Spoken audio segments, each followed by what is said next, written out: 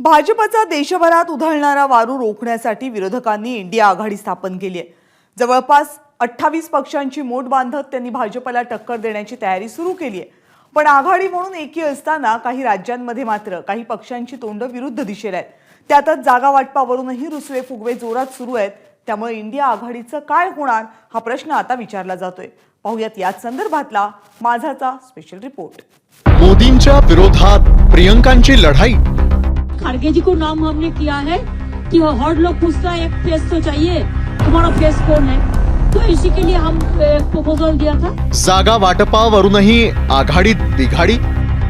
आम्ही एकत्र जे आलेले ते आम्ही कोणाच्या डोक्यामध्ये नेतृत्वाची हवा नाही भरलेली, तर देश आम्हाला वाचवायचा आहे। ठाकरेंनी घोषणा तर केली, पण प्रत्यक्षात जागा वाटपावर चर्चा करणं आता इंडिया आघाडीत बिघाडीचं कारण ठरतंय।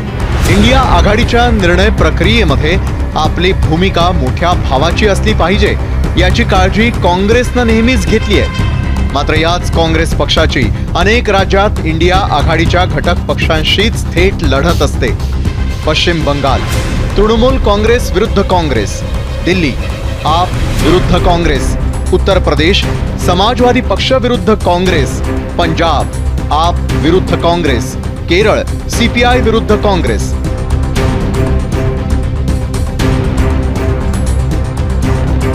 काल दिल्लीत राहुल गांधी आणि ममता बॅनर्जी यांची जागा वाटपावरून सुरू असलेली बैठक फिसकटली। पंजाबमध्ये आम आदमी पक्षासोबत जुळवून घ्यायला पंजाबची प्रदेश काँग्रेस कमिटी तयार नसल्याचं राहुल गांधींचं म्हणणं आहे। तरीही इंडिया आघाडीच्या बैठकीला केजरीवालांनी शुभेच्छा दिल्या, तर ममता बॅनर्जी इंडिया आघाडीच्या बैठकीत आल्या, पण त्यांनी काँग्रेस आणि विशेषतः गांधी परिवाराला पेचात टाकलंय। आतापर्यंत 3 बैठका झाल्या, पाटणा, बेंगलोर आणि मुंबई। त्याच्यावरती या विषयावरती खुलेपणाने चर्चा झाली नव्हती। काल त्यावर चर्चा झाली आणि त्या चर्चेचा दरवाजा उघडला। बहुसंख्य पक्षांनी, प्रमुख पक्षांनी मल्लिकार्जुन खरगे यांच्या नावावर चर्चा घडवली। त्याच्यावर चर्चा झाली आणि ती चर्चा ही अत्यंत सकारात्मक झाली।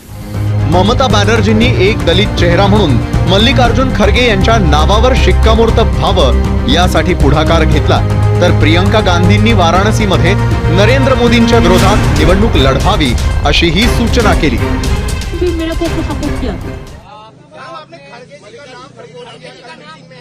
हाँ क्या है? नहीं, खड़गे जी को नाम हमने किया है कि हर लोग पूछता है एक फेस तो चाहिए, तुम्हारा फेस कौन है, तो इसी के लिए हम प्रपोजल दिया था कि खड़गे जी को होना चाहिए। खड़गे जी अगर फेस होगा तो ठीक है, और हमारा कोई इतराज नहीं है, और हमको सपोर्ट दिया है अरविंद केजरीवाल जी। यामुळे काँग्रेस पक्ष दुहेरी संकटात सापडलाय। काँग्रेस पक्षाच्या नेतृत्वामुळे गांधी कुटुंबाबाहेरील पण मुख्य भूमिकेत येऊ पाहणाऱ्या शरद पवारांपासून ते नरसिंह रावांपर्यंत अनेक नेत्यांना त्रास झाला होता।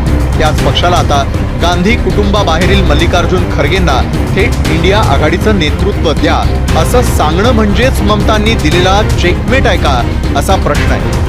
वंचित बहुजन आघाडीचे प्रकाश आंबेडकर यांना इंडिया आघाडीत सामावून घ्या असाही आग्रह शरद पवार आणि उद्धव ठाकरेंचा होता, मात्र त्याविषयी सुद्धा कोणताही निर्णय झालेला नाही।